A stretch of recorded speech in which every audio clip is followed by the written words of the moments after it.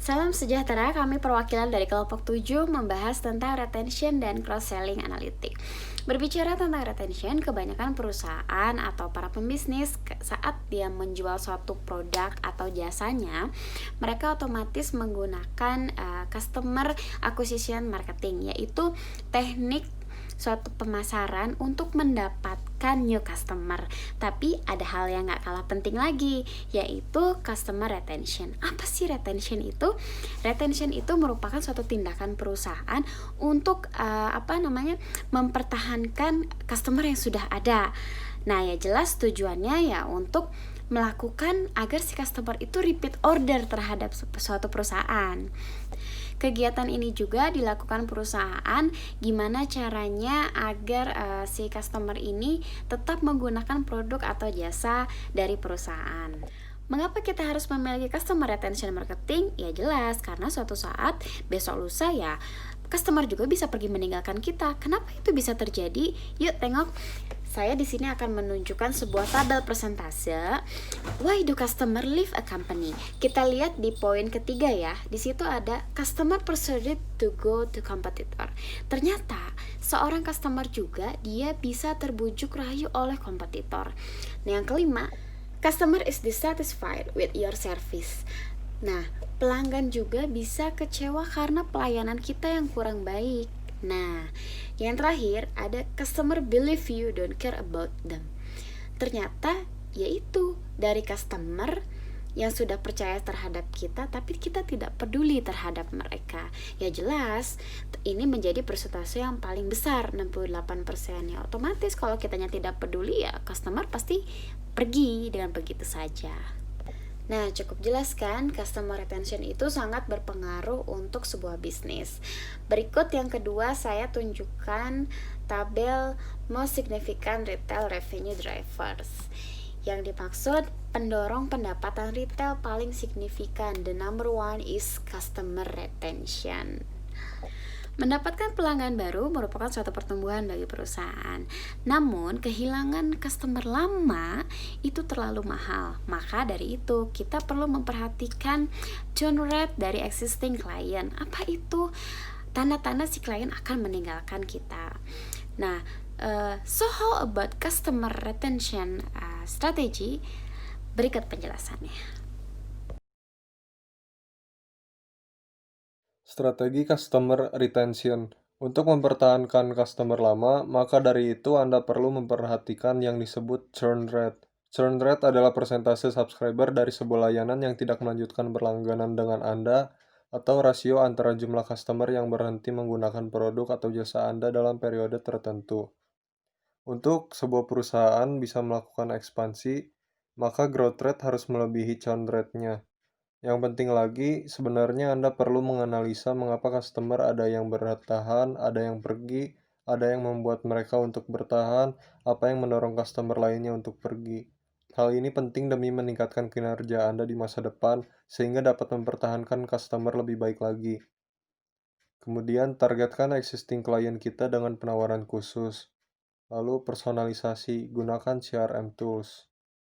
Semua, sekarang saya menjelaskan apa itu cross-selling. Cross-selling adalah teknik untuk menjual barang yang berhubungan dengan barang utama yang kita beli. Cross-selling juga biasanya digunakan untuk menaikkan hasil penjualan secara signifikan. Contohnya itu, kayak misalkan kita mau beli kamera. Kita kan pasti ke toko kamera dong. Nah, kita kan pasti ngomong-ngomong dulu kan sama si mbaknya atau masnya. Pasti sih, kalau misalnya mbak atau masnya udah ngeliat kita tuh kayak udah tertarik gitu, kayak udah mau beli, pasti mereka tuh langsung nawarin, mbak, mas, barangkali mau tripodnya untuk misalkan kayak mau foto jarak jauh atau gimana. Terus kalau misalkan mereka juga bakal nawarin kayak memory card. Mbak, ini memory cardnya bisa menampung jutaan foto loh mbak gitu.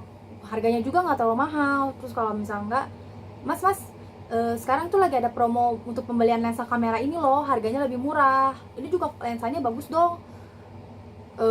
Bagus banget lah pokoknya mbak, nggak akan nyesel gitu belinya. Kalau nggak misalkan kayak kita tuh pergi ke Alfamart atau Indomaret gitu, kalau misalnya kita udah beres belanja kan kita pasti bayar ke kasir dong. Nah pasti di kasir itu kayak si mbak mas atau mbaknya tuh pasti bilang, sekalian isi pulsanya mbak, mas, atau enggak kayak mbak, mas, kalau misalkan untuk hari ini kita tuh ada promo ini loh, jadi kalau untuk pembelian ini bisa dapat ini Jadi kayak ibaratnya kayak buy one get one atau apapun itu. Jadi cross selling itu bisa kayak menaikkan harga suku penjualannya itu dari sini. Itu tuh bisa secara signifikan banget, karena biasanya kalau orang udah tertarik dan percaya omongannya, apalagi kalau orang itu tuh menjelaskan kelebihan barang yang akan ditawarkan itu secara lengkap, jelas dan padat, biasanya orang tuh kan tertarik. Nah, makanya penjual bakal dapat keuntungan dari pembelian si pembeli. Pembeli bakal mendapatkan hasil yang bagus untuk barang yang mereka beli dengan aksesoris lainnya.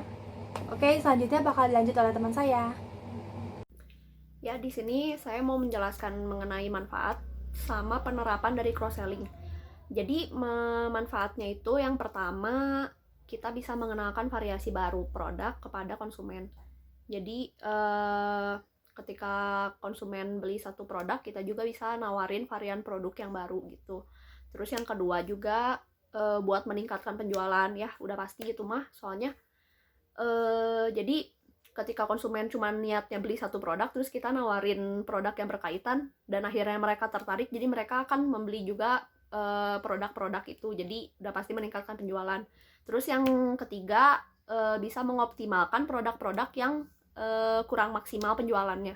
Jadi misalnya ada beberapa produk yang memang jarang dibeli oleh konsumen, terus ketika konsumen tersebut beli satu produk dan kita nawarin produk tersebut dan akhirnya mereka tertarik, kan jadi si produk-produk yang kurang terjual ini juga bisa lebih optimal penjualannya kayak gitu.